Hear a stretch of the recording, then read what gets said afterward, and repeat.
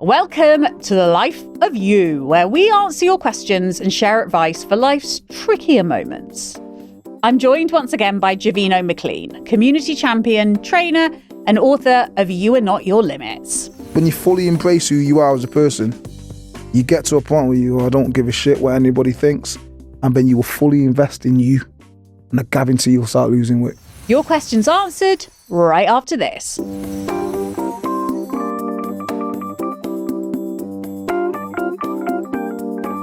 This one's from Ellie. She says, I used to be incredibly active. I would go hiking, play five-a-side, and even ran a 10K once. But a chronic illness diagnosis last year changed everything. I feel like my body's betrayed me. I know I need to move more, even gently, but I keep comparing myself to who I was before and find it hard to start. How do I rebuild confidence in my body that's now changed so much? Yep, that's something that happens quite often. The first thing I'll tell you to do is get your write on. Get a journal. Every single day, write down 2 things that you like about yourself or 2 things that are positive, and then move. When I say move, notice I'm not telling you what to do. Whatever you're capable of, just move.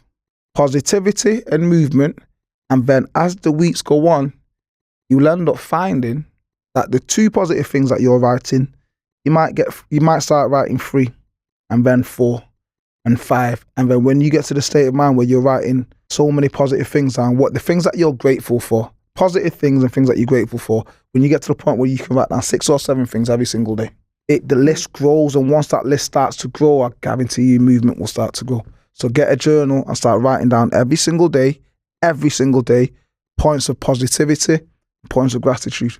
Right, and then do some light movement. Light movement. It's a great idea. So actually, to start the movement, you're actually going to sit still. Yep. And it opens up that. Yep, 100%. It works.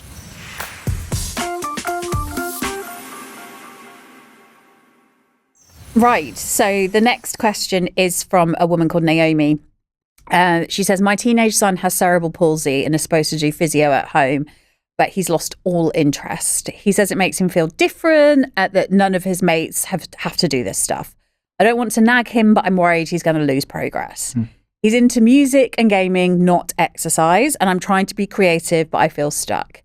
Any ideas for how to make movement feel less like a chore and more like something he can actually enjoy? He's a teenager, so he's going to be an arsehole.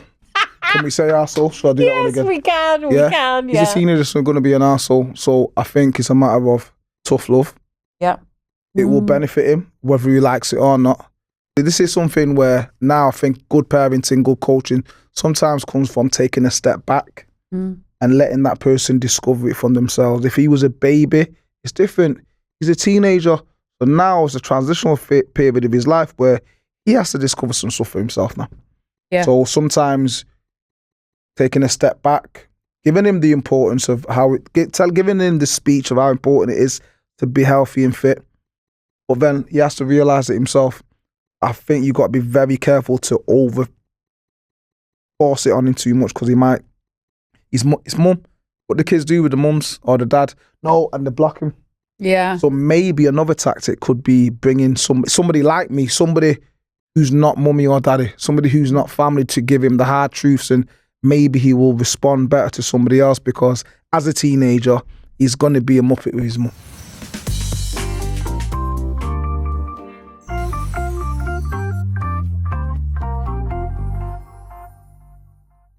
I was always the biggest kid in school, and now I'm in my 30s and I still carry that label. I've tried diets, running, home workouts. Every time I walk into a gym, I feel like I'm being stared at.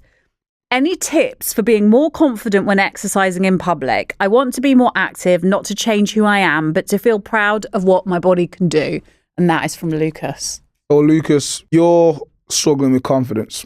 When you get to a stage in life where don't give a shit, it's the most empowering thing. And what I mean by that is I've had people in the past who have been really big and they're very self-conscious about the way they look. When you get to the point where, and what will naturally happen is, because you're so self-conscious, you actually don't train as hard as you should, or you're not really present in the gym or the session because you're too busy worrying about what other people are thinking and looking about yourselves. So how do you break that? You break that by putting yourself in a position where you don't give a shit. An example being, I had a big man that I used to train. He had Down syndrome, and he was so self-conscious. So what I used to do, I used to walk around the park with him, with my full cricket gear on, like helmet, pads, everything. Just to firstly go, look, people are looking at me, and he used to laugh his head off, ha ha ha, because he knows that people looking. He was this weirdo walking around with a full-on cricket rig out. And then I started putting it on him, and then he started realising you're just having fun with it. When you get to the point where you go, I actually don't care what people think. I'm on my journey. You have to fully commit to your journey and not. And to be honest, the people that you think are watching you, they're probably not. So you have to get to a point in your life where you go, I don't give a shit. You have to do that by one, spending a lot of time alone with your own thoughts and actually just fall in love with yourself. Like, fall in love with yourself. And I know that sounds really corny, but if you fall in love with yourself where you go, everything on me is the way it's supposed to be. Everything that I say, every hair on my head, every fingernail, every bit of dry skin, every bit of hair, every bit of everything, I'm perfectly imperfect. When you fully embrace who you are as a person, you get to a point where you go, I don't give a shit what anybody thinks, and then you will fully invest in you. And I guarantee you'll start losing weight. Thank you so much, Javeno McLean. You are an absolute fucking legend. Yeah, thank you, darling.